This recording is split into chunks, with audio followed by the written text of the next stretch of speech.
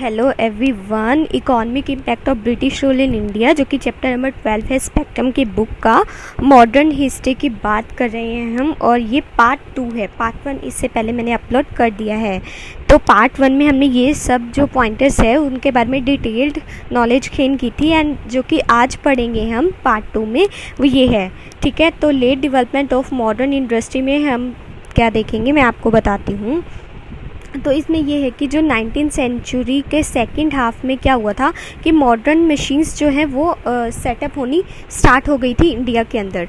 तो हम बात कर रहे हैं कि 19th सेंचुरी के सेकंड हाफ में, ठीक है, मॉडर्न इंडस्ट्रीज़ आ गई थी। ओके, उसके बाद क्या हुआ था कि मॉडर्न इंडस्ट्री एंड साथ ही साथ में मशीन्स भी मॉडर्न, ठीक है, मतलब न्यू टेक्नोलॉजी का जो है वो भारत में एस्टैब्लिश कर दी गई थी ब्रिटिशर्स के द्वारा। अब जो बात मैं बता रही हूँ वो आप याद रखेंगे।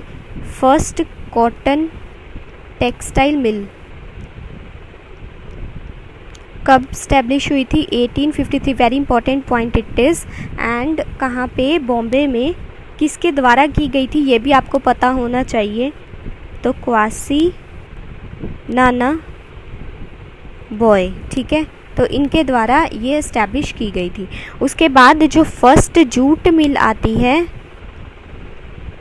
वो 1855 में आती है, ठीक है, 2 साल बाद उसके। कहाँ पे? इन रिश्रा, बंगाल में ही आती है ये, ठीक है। तो ये जो थी ये मॉडर्न इंडस्ट्रीज़ थी और इनको जो गवर्न करता था वो फॉरेन रूल के अंडर ही ये आती थी, ठीक है, और ब्रिटिश ही इसको जो है वो मैनेज किया करते थे। और उसके बाद जो इनका जो कैपिटल था, फॉरेन कैपिटल था, वो भारत में आना शुरू हो गया इसके कारण, क्योंकि इंडस्ट्रीज खुल चुकी हैं अब। इससे क्या हुआ कि हाई प्रॉफिट्स कमाने लगे ये। इनको चीप लेबर मिलती थी यहाँ से, ठीक है, अंग्रेज़ों को cheap and readymade raw material मिलता था।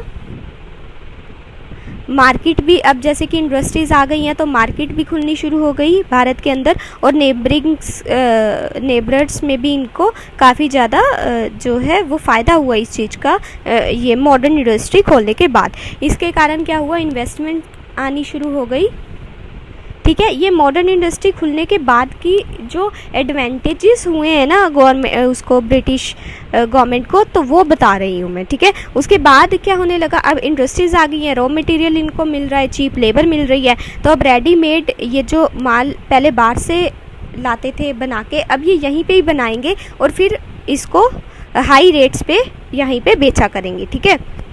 और अब जो है वो एक्सपोर्ट्स जो है वो भी शुरू होगा। किस किस चीज़ में? टी में होगा, जूट में होगा, मैग्नीज में, ठीक है। तो ये सभी चीज़ों में भी इन्होंने काफ़ी ज़्यादा प्रॉफिट कमाया। तो इंडियन ओन इंडस्ट्रीज जो थी, जैसे कि कॉटन टेक्सटाइल और जूट जो है 19th सेंचुरी में वो भी आनी शुरू हुई, पर लेटर ऑन, पहले ब्रिटिशर्स की आती थी। तो कौन कौन सी इंडस्ट्रीज़ फिर भारत में और खुलनी शुरू हुई जो भारतीय ही ओन करते थे? एंड शुगर एंड सीमेंट की, ठीक है, 20th सेंचुरी में। उसके बाद जो इंडियन ओन्ड इंडस्ट्रीज थी वो सफ़र कर रही थी काफ़ी सारी प्रॉब्लम से, जैसे कि क्रेडिट प्रॉब्लम हो गया, टैरिफ का प्रोटेक्शन नहीं था उनको गवर्नमेंट से, ठीक है, अनइक्वल कंपटीशन था फॉरेन कंपनीज़ के साथ, स्टिफ कंपटीशन भी था फॉरेन कैपिटल इंटरेस्ट से, और इन्वेस्टमेंट भी जो है वो भी कम मिला करती थी उन्हें, और टेक्निकल जो इंफ्रास्ट्रक्चर था वो भी उनके पास कम था, ठीक है। आई थिंक आपको ये समझ में आ गया। दोबारा से बता दें कि 19th सेंचुरी में जो है सेकंड हाफ के बाद मॉडर्न इंडस्ट्री, मॉडर्न टूल्स जो है, मशीन्स जो है वो आनी शुरू हो गई इंडिया के अंदर। जो फर्स्ट कॉटन टेक्सटाइल मिल थी वो 1853 में लगाई गई बॉम्बे, और किसके द्वारा? कॉवजी नाना बॉय के द्वारा, ठीक है। उसके बाद जो फर्स्ट जूट मिल थी 1855 में आई रिश्रा में, जो कि बंगाल में इस्टेब्लिश की गई, ठीक है। इन और ये जो जितनी भी थी ये फॉरेन रूल के अंडर ही आती थी, वही इन्हें मैनेज किया करते थे। उसके बाद इन चीज़ों से ब्रिटिशर्स को क्या फ़ायदा हुआ? हाई प्रॉफिट आने लगे, चीप लेबर के साथ साथ रॉ मटेरियल की फैसिलिटी भी इन्हें मिलती थी। उससे क्या हुआ? मार्केट एस्टैब्लिश करने में ये कामयाब रहे। उसके बाद इन्वेस्टमेंट भी काफ़ी ज़्यादा आनी शुरू हो गई। उसके बाद ये एक्सपोर्ट भी करेंगे कुछ चीज़ों का, जैसे टी, जूट, मैग्नीज, ठीक है। अब इसको रब कर देती हूँ। जो मैंने बोला था कि जो इंडियन ओन्ड इंडस्ट्रीज़ थी वो भी भारत में लेटर ऑन आनी शुरू हो गई थी, लेकिन उनकी कुछ प्रॉब्लम्स थी। वो प्रॉब्लम्स भी मैंने अभी आपके साथ डिस्कस की कि एक तो क्रेडिट प्रॉब्लम थी, ठीक, क्रेडिट की प्रॉब्लम थी, टैरिफ की, नो टैरिफ प्रोटेक्शन, टैरिफ की कोई प्रोटेक्शन नहीं मिलती थी, किसके द्वारा, गवर्नमेंट के द्वारा। उसके बाद जो कंपटीशन था वो अनइक्वल था, ठीक है, और स्ट्रिक्ट कंपटीशन था ब्रिटिश कंपनीज़ के साथ, क्योंकि ब्रिटिश कंपनी जो थी वो सुपीरियर थी। उसके बाद टेक्निकल इंफ्रास्ट्रक्चर जो था वो भारतीयों की जो कंपनियां थी उसमें इतना अच्छा नहीं था जितना कि बाहर की कंपनियों का था, ठीक है। तो उसके बाद कॉलोनियल फैक्टर्स जो थे, जैसे कि उन्होंने जैसे structural and the institutional changes वो भी सामने आते हैं। उसके बाद जो इंडस्ट्रियल डेवलपमेंट्स होती हैं वो करैक्टराइज्ड होती हैं बाय द लोपिसाइडेड पैटर्न। ये क्या होता है कि जो कोर एंड हैवी इंडस्ट्रीज़ होती हैं दोनों, ठीक है। उसके बाद पावर जनरेशन जो थी वो निगलेक्टेड हो रही थी, ठीक है। भारत में जो पावर जनरेशन थी उसको निगलेक्ट किया जा रहा था, वो नहीं ज़्यादा बन रही थी। उसके बाद कुछ रीजन ऐसे थे जो कि मोर फेवर किए जाते थे, बाकी जैसे मान लो मुंबई में आई है तो ज़्यादातर जो है वो मुंबई में ही खुल रही हैं, ठीक है, कोई और प्लेसेस पे नहीं खुल रही इन फैक्ट्रीज़, ठीक है। जैसे कोलकाता में आई हैं, बंगाल में आई हैं, ठीक है, तो ये वहीं पे ही ज़्यादा खुल रही हैं, ठीक है। तो कुछ जगहों को जो है वो मोस्ट फेवर्ड जो है वो कर रहे थे। उसके बाद जो रीजनल डिस्पैरिटीज़ थी वो भी बिल्टअप होनी शुरू हो गई, ठीक है, in the process of the nation building, ठीक है। और क्योंकि अगर मुंबई में एक खुली है तो दूसरी भी मुंबई में खुल रही है, तीसरी भी, तो इससे डिस्पैरिटी जो है, रीजनल डिस्पैरिटीज़ जो है वो डेवलप होंगी ही होंगी। उसके बाद जो इंडस्ट्रीज़ थी वो लैक कर रही थी टेक्निकल मैन पावर का, और साथ ही साथ में the rise of the industrial capitalist class, एक तरफ राइज हो रहा था उनका, साथ ही साथ में वर्किंग क्लास जो थी उसका भी राइज हो रहा था सोशली, अगर देखें तो हम, ठीक है। उसके बाद हम सेकंड पॉइंट की बात कर लेते हैं। फर्स्ट पॉइंट को दोबारा देख लेते हैं कि जो इंडियन ओन्स थी ये मैंने आपको सारा बता दिया, ये इनकी सारी प्रॉब्लम्स एक बार पढ़ लीजिएगा। उसके बाद लोपिसाइडल पैटर्न जो है वो फॉलो किया जा रहा था कोर एंड हैवी इंडस्ट्रीज़ के लिए। पावर जनरेशन जो है वो निगलेक्ट हो रही थी, और रीजनल डिस्पैरिटीज़ जो हैं वो सामने उभर के आ रही थी बिकॉज ऑफ द कुछ जगहों को मोर फेवर्ड जो है वो बनाया जा रहा था फैक्ट्रीज खोल के, ठीक है। उसके बाद सेकंड पॉइंट की बात करते हैं, राइज ऑफ द इंडियन बुर्जुआज। तो इसमें हम देखते हैं कि जो इंडियन ट्रेडर्स थे, मनी लैंडर्स, बैंकर्स वगैरह थे, इनके पास जो है वो काफ़ी सारा धन इकट्ठा होना शुरू हो जाता है, और मतलब भारत के ही अंदर, ठीक है। इंडियन बुर्जुआज की बात कर रहे हैं ना, तो इनमें पहली बात आएगा कौन कौन, तो ये याद रखिएगा कि Indian traders, money landers and bankers, money landers, ठीक है। उसके बाद इनका रोल क्या था ब्रिटिश स्कीम ऑफ कॉलोनियल, उसमें कॉलोनियल रूल में, कि एक्सप्लॉइट करना है, जितना मतलब एक्सप्लॉइट कर सकते हो पुअर्स को उतना करो, ये इनका मेन रोल रहा है बुर्जुआज का, इंडियन बुर्जुआज का, ठीक है। तो इंडियन जो मनी लैंडर्स थे, मनी लैंडर्स की बात करें, ये लोन प्रोवाइड किया करते थे टू द, मतलब जो ये पीजेंट्स वगैरह होते थे या फिर टीनेंट्स वगैरह होते थे, इनको जो है ये लोन प्रोवाइड करते थे और हाई इंटरेस्ट रेट जो है वो चार्ज करते थे, ऐसे ये उनको जो है उनका शोषण किया करते थे। और जो इंडियन ट्रेडर्स थे वो कैरी करते थे इम्पोर्टेड ब्रिटिश प्रोडक्ट, ठीक है। ये जो ट्रेडर्स थे ये इंपोर्ट किया करते थे बाहर का माल, ठीक है, फॉरेन जो गुड्स थे, और उसको फिर भारत में, इंडिया में रिमोट एरियाज़ में जो है वो सेल किया करते थे एट द हाई रेट्स, ठीक है। इस वजह से ये भी बुर्जुआज बन गए। उसके बाद द इंडिजीनियस बैंकर्स, अब हम बैंकर्स की बात कर लेते हैं, ये कैसे मतलब सामने आए, in the process of the distribution and the collection, ठीक है। तो इनका जो रोल था वो डिस्ट्रीब्यूशन एंड कलेक्शन में था। तो इन तीनों की वजह से जो है वो एक हेल्दी एंड इंडिपेंडेंट इंडस्ट्रियल्स बुर्जुआज जो है उनका उभर के सामने जो है आना वो आए। और साथ ही साथ में एक बात ध्यान रखिएगा, जितनी डेवलपमेंट जर्मनी और जापान जैसे देशों में हो रही थी, हालांकि इंडियन बुर्जुआज के आने से कुछ मतलब कि भारत का जो लेवल था वो सुधर के तो सामने आया, लेकिन वो उस लेवल पे डेवलपमेंट नहीं थी जो जिस लेवल पे जर्मनी एंड जापान जो है वो डेवलप कर रहे थे। ये याद रखिएगा आप, ठीक है।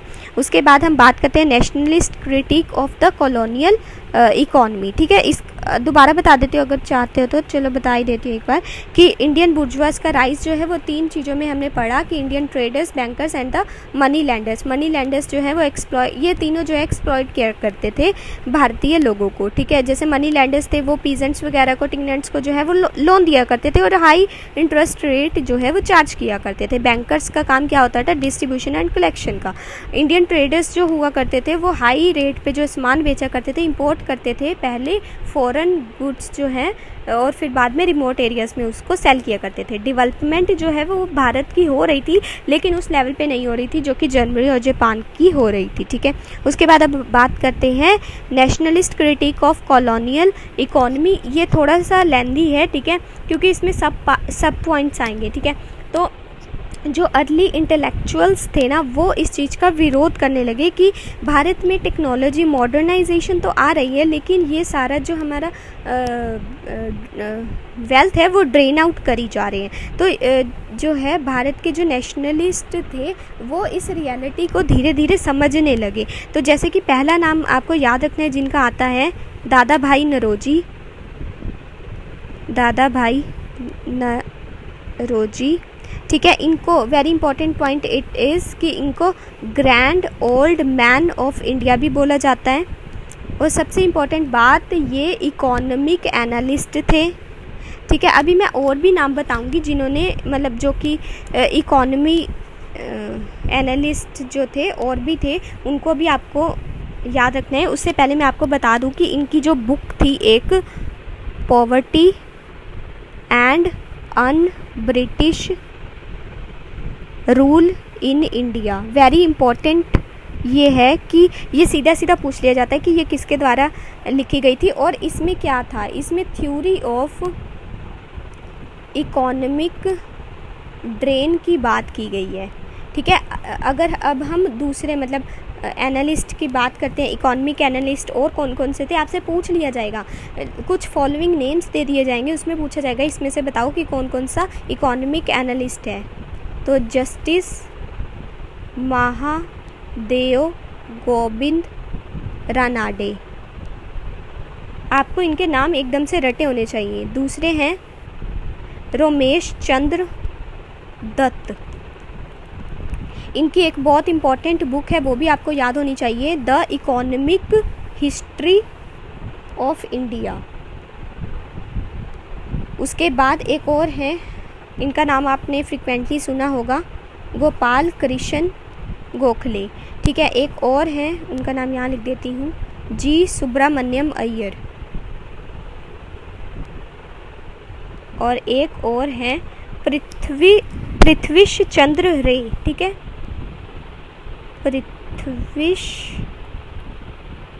चंद्र रे, ठीक है। अब एक बारी से इसको समराइज़ कर लेते हैं जो जो भी हमने पढ़ा है। तो इसमें हमने ये देखा कि जो दादा भाई नौरोजी थे, मतलब इंटेलेक्चुअल्स को, इंडियन इंटेलेक्चुअल्स को ये समझ आने लग गया कि मॉडर्न यूनिवर्सिटी हालांकि बहुत ज़रूरी भी थी, उनके कारण से डेवलपमेंट भी शुरू हो गया था, लेकिन इससे जो है वो इकोनॉमिक वेल्थ का ड्रेन आउट हो रहा था। तो जैसे कि कुछ इकोनॉमिक एनालिस्ट थे जैसे दादा भाई नौरोजी, जिनको grand old man of India भी बोला जाता है, उन्होंने एक बुक लिखी थी poverty un British rule in India, जिसके अंदर थ्योरी ऑफ इकोनॉमिक ड्रेन की उन्होंने बात की थी। कुछ और इकोनॉमिक एनालिस्ट भी हैं, उनके नाम आपको पता होने चाहिए, जैसे कि गोपाल कृष्ण गोखले, जी सुब्रमण्यम अय्यर, पृथ्वीश चंद्र रे, जस्टिस महादेव गोविंद रानाडे, रमेश चंद्र दत्त, जिनकी बुक थी the economic history of India. तो ये सब कुछ आपको एकदम से रटा होना चाहिए, ठीक है। इसको क्लियर कर देती हूँ, आगे चलते हैं। तो ये कहते थे कि जो ट्रांसफॉर्मेशन ऑफ इंडिया हो रहा है ना, फूड स्टफ, रॉ मटेरियल्स से लेके और मेट्रोपोलिस और जो कि मार्केट खुल रही हैं, ठीक है, तो इन सब में जो फ़ायदा हो रहा है वो ब्रिटिश उनका ही हो रहा है, ब्रिटिशर्स का ही हो रहा है। लेकिन फिर ये जैसे इंटेलेक्चुअल्स जो हैं वो एजिटेशन करना शुरू कर देते हैं, agitations by the nationalist, intellect nationalist जो थे वो फिर एजिटेशन करते हैं कि आप तो जैसे एक होता है ना कि सारे पढ़ लिख के बाहर चले जाते हैं, ब्रेन ड्रेन बोलते हैं उसे, ठीक है, कि पढ़ लिख के तो हमारी कंट्री से गए लेकिन सर्व दूसरी कंट्री में कर रहे हो। वैसे ही इकोनॉमिक वेल्थ ड्रेन होता है कि आप मतलब कि यहाँ पे सब कुछ रॉ मटेरियल तो यहाँ का हो रहा है और जो मनी जा रही है वो ब्रिटिशर्स के पास जा रही है। तो इसके लिए ये एजिटेशन जो है वो स्टार्ट कर देते हैं। और साथ ही साथ में development of the Indian economy की बात करते हैं। ये कहते हैं कि डेवलपमेंट होनी चाहिए इंडिपेंडेंट इकोनॉमी की on the basis of modern industries, कि मॉडर्न इंडस्ट्री लगा तो दी लेकिन इसमें भारतीयों का भी तो कुछ फ़ायदा होना चाहिए ना, ठीक है। तो ये वो नेशनलिस्ट चाहते थे। अब हम 3 चीज़ों की बात करेंगे, उसमें आपको ध्यान रखना है। मैं पॉइंटर्स बता देती हूँ किन किन चीज़ों की हम बात करेंगे। तो British policies making India poor, और सेकंड है हमारे पास growth of trade and railways, और तीसरा पॉइंट है हमारे पास one way free trade and tariff policy. One way free trade and tariff policy, ठीक है। तो अब एक एक करके इसके बारे में अब हम डिस्कस करते हैं। तो British policy making India poor में हम पढ़ेंगे कि कैसे ब्रिटिशर्स जो है वो भारत को गरीब तो वो पहले था हमारा भारत, लेकिन उसको और भी पुअरर बना देते हैं। ये किस चीज़ से भी बनाते हैं पुअरर? ब्रिटिश इम्पीरियलिज्म से। और जो बैकवर्डनेस है वो भी इंक्रीज़ हो जाती है, क्योंकि आपने पढ़ा होगा कि मैंने आपको पढ़ाया भी था कि मॉडर्नाइज करने के चक्कर में ये जो हमारी भारतीय वो थी जैसे कल्चर था उसको भी ये डिस्ट्रॉय करना शुरू कर देते हैं, ठीक है। और एक प्रॉब्लम पॉवर्टी की ये भी देखी गई कि rise in the productive capacity and the energy of the people जो थी, मतलब नेशनलिस्ट डेवलपमेंट में जो है उनका योगदान रहता है, लेकिन मेकिंग जो पॉवर्टी जो है वो सामने इसलिए भी आती है कि वो उनको दबा दिया जाता है बार बार। मतलब नेशनलिस्ट के रूप में वो सामने तो आते हैं लेकिन उनको बार बार दबा दिया जाता है, और वो फिर मतलब जब उनकी डिमांड्स ही नहीं पूरी होंगी तो वो पुअर से पुअरर तो हो ही जाएंगे, ठीक है। तो इंडस्ट्रियलाइजेशन थी जो भारत की, वो बेस्ड तो थी इंडिया में, एंड उसका जो जितना भी पैसा जा रहा था वो ब्रिटिशर्स के पास जा रहा था। इससे क्या हो रहा था कि भारत के लोग और भी पुअर हो रहे थे, ठीक है। और अर्ली नेशनलिस्ट जो थे and foreign capital replace and suppressed instead of the augmented and encouraging Indian capital. मतलब ब्रिटिशर्स बिल्कुल भी इनकरेज नहीं कर रहे थे कि भारतीयों को जो है वो ज़्यादा पैसे दिए जाएँ, जिसके बदले में जैसे वो चीप लेबर तो ले लेते थे लेकिन उनको पैसे बिल्कुल कम प्रोवाइड करते थे, और उनको कोई सिक्योरिटी भी नहीं थी कि हाँ उनको अगर वो सामने आता था कि नहीं आप हमें कम पैसे दे रहे हैं तो वो उनको निकाल देते थे। तो किसी चीज़ की जॉब सिक्योरिटी कुछ भी नहीं था उनके पास, ठीक है। तो इस तरीके से ये जो ब्रिटिशर्स थे उन्होंने काफ़ी सारा पैसा कमाया भारत से, और सारा पैसा जो है वो ड्रेन आउट करके ले गए भारत से, ठीक है। तो उसके बाद हम बात करते हैं growth of the trade and the railways. इन्होंने कैसे हेल्प की ब्रिटेन की? तो इन्होंने जो रेलवेज़ खुलवाई थी वो इसी चीज़ के लिए ही खुलवाई थी कि हम जो है रिमोट एरिया से रॉ मटेरियल लेके आएँ, ठीक है। और इन्होंने लिंक कर दी सारी railways to the coastal areas, ठीक है। तो कोस्टल एरियाज़ तक इन्होंने जो है वो कनेक्टिविटी बना ली, ठीक है। कनेक्टिविटी बना ली, उससे क्या हुआ कि पोर्ट तक, वहाँ से पोर्ट तक जो है रॉ मटेरियल आ जाए और फिर ये ईजिली बाहर लेके चले जाए। इससे क्या हो रहा था कि जो बाहर इंडस्ट्रियल रेवोल्यूशन चल रहा था उसको और बढ़ावा मिला, मतलब और इंडस्ट्रीज़ बाहर वाले देश में खुलनी शुरू हो गई। इससे जो हमारे इंडिजीनियस प्रोडक्ट्स थे उनका बहुत बुरा हाल हो गया था, क्योंकि जो नई वाली इंडस्ट्रीज़ खुल रही थी वो, आप ये बात ध्यान रखिएगा कि जो अंग्रेज़ इंडस्ट्रीज़ खोलते भी थे यहाँ पे उसका इंफ्रास्ट्रक्चर वैसा नहीं बनाते थे जैसा बाहर वाले देशों में होता था, ठीक है। तो ये बात आप ध्यान रखेंगे। और जो फिनिश गुड्स फिर बाहर यहाँ से रॉ मटेरियल ले गए, फिर बाहर से जो है वो फिनिश प्रोडक्ट जो है वो यहाँ पे लेके आते थे और महंगे रेटों पर बेचा करते थे। तो रेलवेज़ का भी काफ़ी इंपॉर्टेंट रोल रहा है कि कनेक्टिविटी बनाने के लिए, कि रॉ मटेरियल को वो ले जा सके, पोर्ट तक की कनेक्टिविटी दिखा दी, और फिर इंडस्ट्रियल रेवोल्यूशन में बाहर जाके मतलब काफ़ी उसको सेल किया करते थे, और फिर फिनिश प्रोडक्ट जो है वो वापस लेके आते थे और फिर उसे हाई रेट्स पे सेल किया करते थे। और फिर अब हम बात कर लेते हैं कि one way free trade and tariff policy में क्या है, जो कि हमारा थर्ड पॉइंट है, ये वाला one way free trade and the tariff policy. तो इसमें क्या था कि एक तरफ से ही जो है वो चल रहा था काम, दूसरी तरफ से मतलब यहाँ से जो है जो मान लीजिए हमारी इंडस्ट्रीज़ थी, ठीक है, जो इंडियन की इंडस्ट्रीज़ थी, जैसे हैंडीक्राफ्ट इंडस्ट्री हो गई, ठीक है, और भी कुछ इंडस्ट्रीज़, उनको बिल्कुल भी कंपटीशन नहीं मिल रहा था और वो बेचारी बंद ही हो गई, वो जो हैंडीक्राफ्ट इंडस्ट्रीज़ थी, ठीक है। और बाहर से जो सामान आने लगा और वही जो है वो फिर लोगों में बांटना शुरू कर दिया उन्होंने। और इस कारण से हम कह सकते, ये वाला पॉइंट हमने पिछले लेक्चर में भी पढ़ा था, वन वे फ्री ट्रेड वाला। और साथ ही साथ में इससे क्या हो गया कि ओवर बर्डननेस हो गई, किसके ऊपर, पुअर के ऊपर, ठीक है, and sharing the British capitalist and the bureaucrats and they demanded the reduction of the land revenue. फिर वो लैंड रिवेन्यू के ऊपर जो है वो मांगते थे कि रिड्यूस किया जाए, लेकिन वो भी नहीं करते थे। फिर abolition of the salt tax की बात की, ठीक है, फिर वो सामने आया। फिर इनकम टैक्स का इम्पोजिशन सामने आया एंड एक्साइज ड्यूटीज़ का ऑन द कंज्यूमर गुड्स, ठीक है, जो कि कंज्यूम किया जाता था रिच मिडिल क्लासेस के द्वारा, ठीक है।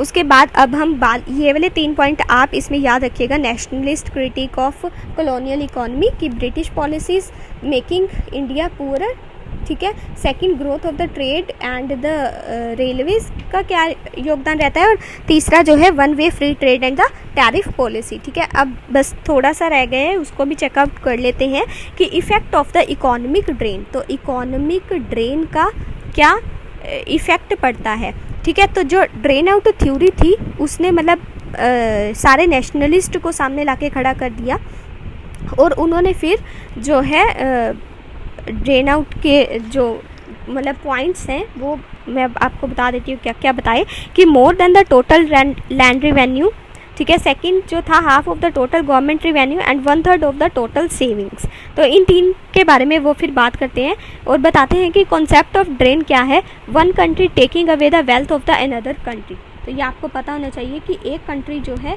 वो वेल्थ लेके जा रही है अनदर कंट्री की अपने देश में, ठीक है। ये जो थी ये इजीली सभी पीजेंट्स को भी जो है ब्रिटिशर्स जो थे वो पीजेंट्स को एक्सप्लॉइट करके ये सभी वेल्थ जो है वो कमा रहे थे, ठीक है। तो ये याद रखेंगे। और economic issue a stimulant to national unrest में हम बात कर लेते कि जैसे कि फॉरेन रूल था, वो उसका जो इंटरेस्ट था वो यहाँ पे आपको भी पता होगा कि वो यहाँ पे रहना नहीं चाहते थे। वो सिर्फ क्या करना चाहते थे, यहाँ से जितना भी वेल्थ है वो यहाँ से ले जाकर बाहर ले जाकर ऐश करना चाहते थे, ठीक है। इससे क्या हो रहा था कि जो इंडियंस थे वो बिल्कुल पुअर होते जा रहे थे, और जो इंटेलेक्चुअल अनरेस्ट था वो भी फैल रहा था, और साथ ही साथ में नेशनलिस्ट तो जो बैठने वाले नहीं थे, इसलिए फिर जो है फ्रीडम स्ट्रगल स्टार्ट हो जाता है। इससे ही हम कह सकते हैं कि जो नेशनलिस्ट मूवमेंट था उसको एक राइज मिलता है, ठीक है।